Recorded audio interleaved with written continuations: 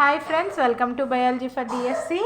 వృక్ష శరీర ధర్మశాస్త్రం మొక్కలలో రవాణా పార్ట్ 6 వీడియో.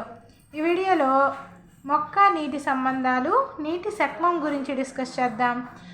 నీరు జీవరాశులకి చాలా ముఖ్యంగా కావలసిన పదార్థం. మొక్కల జీవక్రియలన్నింటిలోనూ నీరే ప్రధానంగా పాల్గొంటుంది. జీవరాశులకి చాలా ముఖ్యంగా కావలసిన పదార్థం ఏంటి? నీరు. మొక్కల జీవక్రియలన్నింటిలోనూ నీరు ప్రధానంగా పాల్గొంటుంది. వివిధ రకాల పదార్థాలు కరిగి ఉండే యానకాన్ని నీరు ఏర్పరుస్తుంది. నీటిలో ఏముంటాయి? వివిధ పదార్థాలు కరిగి ఉండే ఒక యానకాన్ని ఏర్పరుస్తుంది అన్నమాట నీరు. కణాలలో నిండి ఉన్న జీవద్రవ్యం వాస్తవానికి వివిధ పదార్థాలతో కరిగి లేదా అవలంబితమై ఉన్న నీటి రూపమే. కణాలలో ఉన్న ఒక జీవద్రవ్యం ఉంటుంది కదా, కణాల లోపల. ఆ కణాల లోపల ఉండే జీవద్రవ్యం అనేది వాస్తవానికి వివిధ పదార్థాలతో కరిగి ఉన్న అవలంబితమై ఉన్న నీటి యొక్క రూపమే.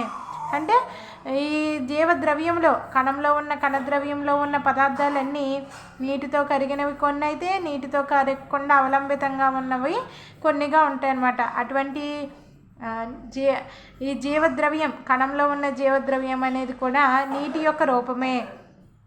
కొన్ని ఉదాహరణలు ఇచ్చారు, అవేంటో చూద్దాం. ఒక పుచ్చకాయని కనుక చూసుకున్నట్లయితే 92% కంటే ఎక్కువగా నీరు ఉండగా, పుచ్చకాయలో 92% కంటే ఎక్కువే నీరు ఉంటుంది. గుల్మైత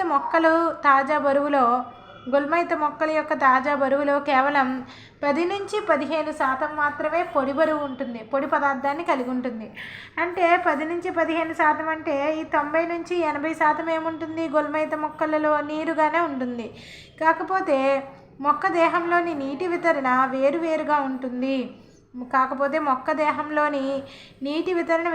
ఉంటుంది. అంటే ఇక్కడ పుచ్చకాయల్లో చూసుకున్నట్లయితే 92% అనుకున్నాం. అదేవిధంగా గుల్మైత మొక్కల్లో చూసుకున్నట్లయితే 10 to 15% అనేది పొడి పదార్థం ఉంటుంది. మిగిలిందంతా ద్రవ పదార్థమే, నీరే అనుకున్నాం. కానీ నీరు యొక్క వితరణ, నీరు అనేది ఒక్కొక్క చోట ఒక్కొక్కలా ఉంటుందన్నమాట. వితరణ అనేది ఒకే విధంగా ఉండదు, వేరువేరుగా ఉంటుంది. దారియుత భాగాలు అతి తక్కువ నీటిని కలిగి ఉంటాయి. దారియుత భాగాలు అనేవి అతి తక్కువ నీటిని, మెత్తని మృదువైన భాగాలు ఎక్కువ నీటిని కలిగి ఉంటాయి. ఒక విత్తనం పొడిగా కనిపించవచ్చు, కానీ దానిలో కొంత నీరు ఉంటుంది, లేకుంటే అది జీవించలేదు, శ్వాసించలేదు. ఒక విత్తనం మనకి పొడిగా కనిపిస్తుంది, కానీ దానిలో కొంత నీరు ఉంటుంది విత్తనంలో కూడా, లేకుంటే అది జీవించలేదు, శ్వాసించలేదు. నెక్స్ట్, భౌమ మొక్కలు రోజు అత్యధికంగా నీటిని గ్రహిస్తాయి, కానీ దానిలో చాలా భాగం నీటిని పత్రాల ద్వారా జరిగే బాష్పోత్సేకం అనే చర్య ద్వారా వాతావరణంలోనికి కోల్పోతాయి. భౌమ మొక్కలు చూసుకున్నట్లయితే రోజు అత్యధికంగా నీటిని గ్రహిస్తాయి. భౌమ మొక్కలు అంటే భూమి మీద ఉండే మొక్కలు, కానీ దానిలో చాలా భాగం నీటిని పత్రాల ద్వారా జరిగే బాష్పోత్సేకం అనే చర్య ద్వారా వాతావరణంలోని కోల్పోతాయి. కొన్ని లీటర్ల నీటిని గ్రహిస్తాయి, కానీ బాష్పోత్సేకం అనే చర్య ద్వారా వాతావరణంలోనికి తిరిగి కోల్పోతాయి. పూర్తి స్థాయికి పెరిగిన మొక్కజొన్న ఒక రోజులో దాదాపు 3 లీటర్ల నీటిని పీల్చుతుంది. పూర్తి స్థాయికి పెరిగిన మొక్కజొన్న ఒక రోజులో దాదాపు 3 లీటర్ల నీటిని పీల్చుతుంది. కాగా ఆవ మొక్క 5 గంటలలో తన బరువుకు సమానమైన నీటిని గ్రహిస్తుంది. అత్యధికంగా ఉన్న ఆవశ్యకత కారణంగా నీరు మొక్కల పెరుగుదలకి, ఉత్పాదకతలకు, వ్యవసాయంలో, సహజ వాతావరణంలో తరచుగా అవధికారకమై ఉంటుందనడంలో ఆశ్చర్యం లేదు. ఆవ మొక్క చూసుకున్నట్లయితే 5 గంటలలో తన బరువుకు సమానమైన నీటిని గ్రహిస్తుంది. మొక్కజొన్న ఏమో ఒక రోజులో దాదాపు 3 లీటర్ల నీటిని పీల్చుకుంటుంది. అంటే మొక్కకి నీటికి ఉన్న సంబంధాన్ని మనం అంచనా వేయవచ్చు. నీటిని గ్రహిస్తుంది. అత్యధికంగా ఉన్న ఆవశ్యకత కారణంగా, నీటికి అత్యధికంగా ఆవశ్యకత ఉంది. నీటికి మొక్కకి ఇంపార్టెన్స్ ఉందన్నమాట. మొక్క పెరుగుదలలో నీటి యొక్క ఇంపార్టెన్స్ ఉంది. మొక్కల యొక్క పెరుగుదలకు కానీ, మొక్కలు ఉత్పత్తి చేసే ఉత్పాదకతలకు, వ్యవసాయంలో, సహజ వాతావరణాలలో తరచుగా అవధికారకమై ఉంటుందనడంలో ఈ ఆశ్చర్యం లేదు నీటి గురించి చెప్పాలంటే. అయితే మొక్క నీటి సంబంధాల అవగాహన గురించి మనం కొన్ని ప్రామాణికమైన అంశాలను గురించి తెలుసుకోవాలి. వాటిలో కొన్ని ఇక్కడ ఇవ్వడం జరిగింది. అంటే ఇక్కడ ఇప్పుడు మనం చదివే వాటిలో నీటి శక్మం ఒకటి, అదేవిధంగా ద్రవాభిసరణ ఒకటి, నెక్స్ట్ కణద్రవ్య సంకోచం ఒకటి, నెక్స్ట్ నిపానం. వీటి గురించి ఇవి ఒక ప్రామాణికమైన అంశాలు. మొక్క నీటి సంబంధాల గురించి తెలుసుకోవాలంటే మనం ఈ ప్రామాణికమైన అంశాలను గురించి అర్థం చేసుకోవాల్సిన అవసరం ఉంది. ఫస్ట్ ఏంటి, మనకి నీటి శక్మం సై, ఇదేంటి గుర్తు పేరు సై అంటారు. సై డబ్ల్యూ అనే సిద్ధాంతం నీటి చలనాన్ని తెలుసుకోవడానికి మౌలికం. ఈ నీటి శక్మం అనే సిద్ధాంతం నీటి చలనాన్ని తెలుసుకోవడానికి ఇంపార్టెంట్ ఉన్న ఒక సిద్ధాంతం అన్నమాట. నీటి శక్మం అనేది నీటి చలనాన్ని తెలుసుకోవడానికి మనకి ఇంపార్టెంట్ ఈ నీటి శక్మం. దీనిలో ప్రధానంగా 2 అంశాలు ఉంటాయి, ద్రావిత శక్మము, పీడన శక్మము. ద్రావిత శక్మం సైఎస్, పీడన శక్మం సైపి అనే 2 అంశాలు నీటి శక్మాన్ని నిర్ధారిస్తాయి. నీటి అణువులు గతిజ శక్తిని కలిగి ఉంటాయి. నీటి అణువులు అనేవి గతిజ శక్తిని కలిగి ఉంటాయి. ద్రవ వాయు రూపంలో ఉన్న నీటి అణువుల చలనం వడిగా స్థిరంగా ఉంటుంది. నీటి అణువులు గతిజ శక్తిని కలిగి ఉంటాయి. ద్రవ వాయు రూపంలో ఉన్న నీటి అణువుల చలనము వడిగా స్థిరంగా ఉంటుంది. ఒక వ్యవస్థలో నీటి గాఢత కొంత ఎక్కువగా ఉంటే దాని గతిజ శక్తి లేక నీటి శక్మము కూడా అంత ఎక్కువగా ఉంటుంది. ఒక వ్యవస్థలో నీటి గాఢత ఎంత ఎక్కువగా ఉంటే దాని యొక్క గతిజ శక్తి లేక నీటి శక్మం కూడా అంత ఎక్కువగా ఉంటుంది. ఒక వ్యవస్థలో నీటి గాఢత అనేది ఎంత ఎక్కువగా ఉంటే దాని యొక్క గతిజ శక్తి లేదా నీటి శక్మం కూడా అంత ఎక్కువగా ఉంటుంది. అంటే స్వచ్ఛమైన నీటికి అత్యధిక నీటి శక్మం ఉంటుందనే విషయం స్పష్టం.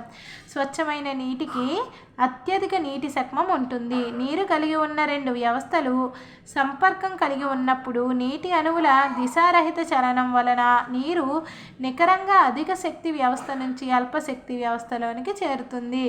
నీరు కలిగి ఉన్న 2 వ్యవస్థలను కనుక మనం సంపర్కంలో అంటే కాంటాక్ట్లో ఉంచినప్పుడు నీరు అనేది దిశారహిత చలనం వలన నీరు అధిక శక్తి ఉన్న వ్యవస్థ నుంచి అల్పశక్తి వ్యవస్థలోనికి చేరుతుంది. అంటే నీరు అధిక నీటి శక్మం కలిగి ఉన్న వ్యవస్థ నుంచి అల్ప నీటి శక్మం ఉన్న వ్యవస్థలోనికి నీరు అనేది వెళ్తుందన్నమాట. ఈ విధంగా పదార్థాలు స్వేచ్ఛ శక్తి గాఢత ప్రవణతకి దిగుడుగా జరిపే చలనమునే విసరణ అంటాం. ఈ విధంగా పదార్థములు స్వేచ్ఛ శక్తి గాఢత ప్రవణతకి దిగుడుగా జరిపే చలనమునే విసరణ అంటాం. నీటి శక్మమును గ్రీకు సంకేతమైన ఈ గుర్తుతో సూచిస్తారు. సై అనే గుర్తుతోటి సూచిస్తారు. దీనిని పీడన ప్రమాణాలు పాస్కల్స్లో వ్యక్తీకరిస్తారు. సాంప్రదాయంగా ప్రామాణిక ఉష్ణోగ్రతలు శూన్య పీడనాల వద్ద స్వచ్ఛమైన నీటి శక్మమును 0గా పరిగణిస్తారు. ఈ సైని పీడన ప్రమాణాలైన పాస్కల్స్లో వ్యక్తీకరిస్తారు. సాంప్రదాయకంగా ప్రామాణిక ఉష్ణోగ్రతలు శూన్య పీడనాల వద్ద స్వచ్ఛమైన నీటి శక్మమును 0గా పరిగణిస్తారు. సాంప్రదాయకంగా ప్రామాణిక ఉష్ణోగ్రతలు శూన్య పీడనాల వద్ద స్వచ్ఛమైన నీటి శక్మం ఎంత 0గా పరిగణిస్తారు. నెక్స్ట్ శుద్ధమైన నీటిలో ఏదైనా ద్రావితాన్ని అంటే మనం ఇప్పుడు నీటి శక్మంలో 2 అంశాలు ఉంటాయి అనుకున్నాం కదా, ద్రావిత శక్మము, పీడన శక్మము. ఇప్పుడు మనం ద్రావిత శక్మాన్ని గురించి డిస్కస్ చేద్దాం. శుద్ధమైన నీటిలో ఏదైనా ద్రావితాన్ని కరిగించినప్పుడు ఆ ద్రావణంలోని నీటి అణువుల సంఖ్య, నీటి గాఢత తగ్గిపోయి నీటి శక్మం అనేది తగ్గుతుంది. శుద్ధమైన నీటిలో ఏదైనా ద్రావితాన్ని కరిగించినప్పుడు అంటే ఒక ప్యూర్ వాటర్ కనుక ఉంటే దాంట్లో ఏదైనా సొల్యూషన్ని మనం ఆ ప్యూర్ వాటర్లో కలిపినప్పుడు ఆ ద్రావణంలోని నీటి అణువుల సంఖ్య, నీటి గాఢత తగ్గిపోయి నీటి శక్మం అనేది తగ్గుతుంది. కాబట్టి ద్రావణాలు అన్నీ శుద్ధమైన నీటితో పోల్చితే తక్కువ నీటి శక్మాలను కలిగి ఉంటాయి. ఇక్కడేంటి, మనకి ప్యూర్ వాటర్లో కనుక ఏదైనా సొల్యూషన్ని కరిగించినప్పుడు ఆ ద్రావణంలోని నీటి అణువుల సంఖ్య, నీటి గాఢత తగ్గిపోయి నీటి శక్మం అనేది తగ్గుతుంది. నీటి అణువుల సంఖ్య, నీటి గాఢత తగ్గిపోయి నీటి శక్మం పెరుగుతుంది ఏదైనా ఒక ప్యూర్ వాటర్లో మనం ఏదైనా సొల్యూషన్ వేసి కరిగించినప్పుడు. కాబట్టి ద్రావణాలు అన్నీ శుద్ధమైన నీటితో పోల్చితే తక్కువ నీటి శక్మాలని కలిగి ఉంటాయి. ద్రావణాలన్నీ అంటే ఏదైనా ఒక ప్యూర్ వాటర్లో ఏదైనా ఒక సొల్యూషన్ కనుక మనం వేసినట్లయితే ద్రావణాలన్నీ శుద్ధమైన నీటితో పోల్చితే తక్కువ నీటి సక్మాలను కలిగి ఉంటాయి. ద్రావితాన్ని కలుపుతున్న కొద్దీ నీటి సక్మంలో ఏర్పడుతున్న తగ్గుదలనే ద్రావిత సక్మము లేదా సైయస్ అంటారు. ఈ ద్రావితాన్ని కలుపుతున్న కొద్దీ ఏమవుతుంది, నీటి సక్మం అనేది తగ్గిపోతుంది కదా. ఈ నీటి సక్మంలో ఏర్పడుతున్న తగ్గుదలని ఏమంటాం, ద్రావిత సక్మము లేదా సైయస్ అని అంటాం. నెక్స్ట్ ద్రావిత సక్మం విలువలు ఎప్పుడూ రుణాత్మకంగానే ఉంటాయి, అంటే తక్కువగానే ఉంటాయి. ద్రావితాల అణువుల సంఖ్య పెరిగిన కొద్దీ ద్రావిత సక్మం తత్సమానంగా ఉంటుంది. ద్రావితాల అణువులు పెరిగిన కొద్దీ ద్రావిత సక్మం అనేది తత్సమానంగా ఉంటుంది, అంటే ఎక్కువ రుణాత్మకం అవుతుంది. ద్రావితాల అణువుల సంఖ్య పెరిగిన కొద్దీ ద్రావిత సక్మం అనేది తత్సమానంగా ఉంటుంది, అంటే ఇంకా ఎక్కువ రుణాత్మకంగా అవుతుంది. అంటే నీటి యొక్క సక్మం అనేది తగ్గిపోతుంది అన్నమాట. వాతావరణ పీడనం వద్ద ఒక ద్రావణంలోని నీటి సక్మం ద్రావిత సక్మానికి సమానం. వాతావరణ పీడనం వద్ద ఒక ద్రావణంలోని నీటి సక్మం అనేది ద్రావిత సక్మానికి సమానం. ψW = ψS. నెక్స్ట్ శుద్ధమైన నీటికి కానీ ద్రావణానికి కానీ వాతావరణ పీడనం కంటే అధిక పీడనాన్ని అనువర్తింపజేసినప్పుడు, శుద్ధమైన నీటికి కానీ ద్రావణానికి కానీ వాతావరణ పీడనం కంటే అధిక పీడనాన్ని అనువర్తింపజేసినప్పుడు వాటి నీటి సక్మం అనేది పెరుగుతుంది. అంటే ఇది ఒక ప్రాంతం నుంచి వేరొక ప్రాంతానికి నీటిని పంపింగ్ చేయడం వంటిది. మొక్క యొక్క కణంలోకి నీరు విసరణ చెందినప్పుడు మొక్క వ్యవస్థలో పీడనం అనేది వృద్ధి చెందుతుంది. మొక్క కణంలోకి నీరు విసరణ చెందినప్పుడు మొక్క వ్యవస్థలో పీడనం పెరుగుతుందన్నమాట. దీనివలన కణకవచం ఒత్తిడికి లోనవుతుంది. ఫలితంగా కణం అనేది స్ఫీతం, అంటే ఉబ్బినట్లు అవుతుందన్నమాట, స్ఫీతం చెందుతుంది. నీరు ప్రవేశించడం వలన స్ఫీత కణంలో ఎంత మేరకు నీటి సక్మం వృద్ధి చెందుతుందో, నీరు ప్రవేశించడం వలన ఆ ఉబ్బిన కణంలో నీటి సక్మం అనేది పెరుగుతుంది కదా, ఆ నీటి సక్మం ఎంతవరకు పెరుగుతుందో ఆ పీడనాన్ని ఏమంటాము, పీడన సక్మం అంటాం. ఈ ఉబ్బిన కణములో ఎంతవరకు నీటి సక్మం అనేది వృద్ధి చెందుతుందో ఆ పీడనాన్ని పీడన సక్మం అంటాం. ఇది సాధారణంగా ధనాత్మకంగా ఉంటుంది. అయితే మొక్కలలో దారువు ద్వారా కాండంలోకి ఊర్ధ్వముఖంగా జరిగే నీటి రవాణా నీటి స్తంభంలో ఏర్పడి ఉన్న రుణతన్యత లేదా రుణ సక్మం వల్ల కలుగుతుంది. మొక్కలలో దారువు ద్వారా కాండంలోకి ఊర్ధ్వముఖంగా జరిగే నీటి రవాణా, అంటే పైవైపున మొక్కల్లో దారువు ద్వారా కాండంలోకి ఊర్ధ్వముఖంగా జరిగే నీటి రవాణా నీటి స్తంభంలో ఏర్పడి ఉన్న రుణతన్యత లేదా రుణ సక్మం వల్ల కలుగుతుంది. ఈ పైవైపున నీటి రవాణా అనేది ఎలా జరుగుతుంది, నీటి స్తంభంలో ఏర్పడి ఉన్న రుణతన్యత లేదా రుణ సక్మం వల్ల కలుగుతుంది. పీడన సక్మంను ψP అనే సంకేతంతో సూచిస్తారు. ఒక కణంలోని నీటి సక్మము దానిలో ఉన్న ద్రావిత సక్మము పీడన సక్మాల చేత ప్రభావితమై ఉంటుంది. నీటి సక్మం అనేది అంటే రెండు అంశాలు ప్రభావితం చేస్తాయి అనుకున్నాం కదా నీటి సక్మాన్ని. ఒకటేంటి ద్రావిత సక్మము, రెండవది పీడన సక్మం. ఈ ద్రావిత సక్మము పీడన సక్మాల చేత ప్రభావితమై ఉంటుంది. వీటి మధ్య ఏర్పడి ఉన్న సంబంధాన్ని ఈ క్రింది విధంగా చూపవచ్చు. ψW = ψS + ψP.